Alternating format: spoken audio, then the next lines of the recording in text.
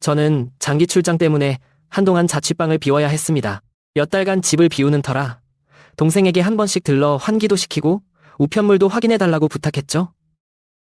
그런데 제가 없는 동안 제 동생은 허락도 없이 제 방을 아주 자기 집처럼 사용하고 있었더군요. 심지어 여자친구까지 데려와 아지트처럼 썼다는 사실을 나중에 알게 되었습니다. 제 물건들을 함부로 다루었을 생각에 불길한 예감이 들었습니다. 출장을 마치고 돌아온 날, 저는 제 눈앞에 펼쳐진 광경에 할 말을 잃었습니다. 제 방은 완전히 난장판이 되어 있었고, 그 중에서도 가장 눈에 띈 건 바로 제 의자였습니다. 제가 허리 보호를 위해 거금을 주고 구매했던 그 브랜드 의자가 떡볶이 국물로 얼룩지고 팔걸이는 처참하게 찢어져 있었습니다. 제 소중한 물건이 이렇게 망가진 것을 보니 정말 피가 거꾸로 솟는 기분이었죠. 이 분노를 어떻게 해야 할지 알 수 없었습니다. 망가진 의자를 발견한 저는 곧바로 동생에게 연락했습니다. 제가 이렇게까지 화가 난 모습을 보인 적이 거의 없었기에 동생은 어쩔 줄 몰라 하며 제 방으로 들어섰습니다. 제가 이게 대체 무슨 짓이냐고 따져 묻자 동생은 그저 어깨를 으쓱하며 대수롭지 않다는 듯 말했습니다. 겨우 5만 원짜리 소모품 가지고 뭘 그렇게 난리냐는 그의 말에 저는 제 귀를 의심했습니다. 그 의자는 제 허리를 위해 거금을 주고 산 저에게는 너무나 소중한 물건이었습니다. 그런 의자를 겨우 5만 원짜리 소모품이라니 제 자존심은 산산조각 났습니다.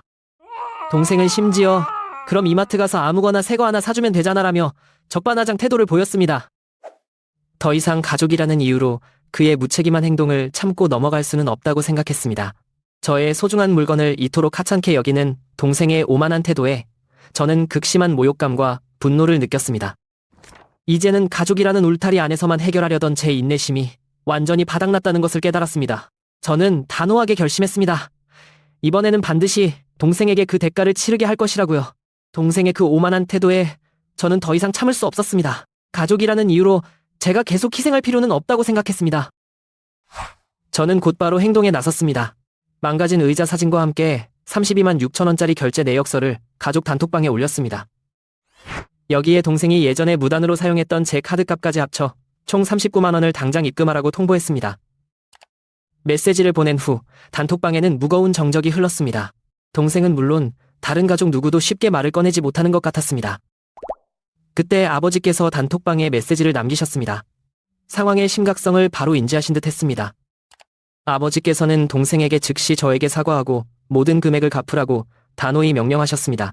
그 명령에는 일말의 망설임도 없었습니다.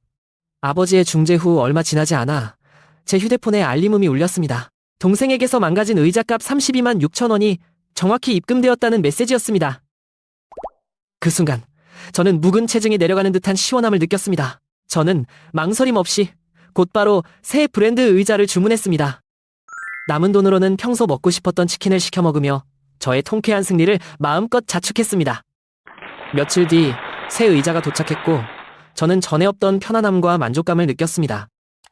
그 사건 이후로 동생은 제 방 근처에는 얼씬거리지 않았고 저와 마주칠 때마다 불편한 기색을 감추지 못했습니다. 나중에 들은 이야기로는 동생의 여자친구도 이 사건을 전해 듣고는 동생에게 한 소리 했다고 합니다. 저는 가족이라 할지라도 역시 금융치료가 가장 효과적인 방법임을 다시 한번 깨달았고 앞으로는 어떤 문제든 단호하게 대처해야겠다는 교훈을 얻었습니다.